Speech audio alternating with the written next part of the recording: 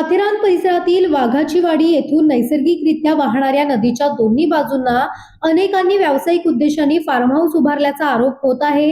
या form house धारकांनी नदी पात्रात कोणतीही सक्षम परवानगी न घेऊन अनधिकृत बांधकामे तसेच साकव म्हणजेच पूल उभारल्यामुळे नदीच्या नैसर्गिक प्रवाहात अडथळे निर्माण होत असल्याचे ग्रामस्थांचे म्हणणे आहे।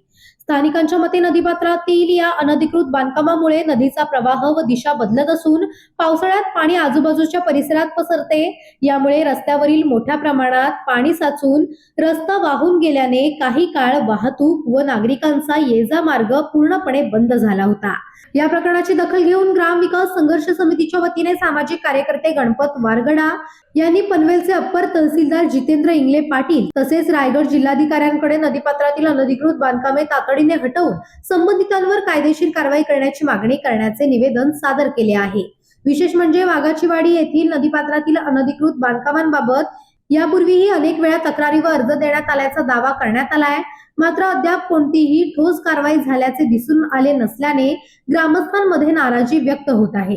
आता प्रशासन नदीपात्रातील अनधिकृत बांधकामे हटवण्यासाठी प्रभावीपणे पावले उचलणार का आणि संबंधितांवर कायदेशीर कारवाई होणार का याकडे संपूर्ण परिसराचे लक्ष लागले असून हा विषय ग्रामस्थांमध्ये चर्चेचा विषय बनलाय।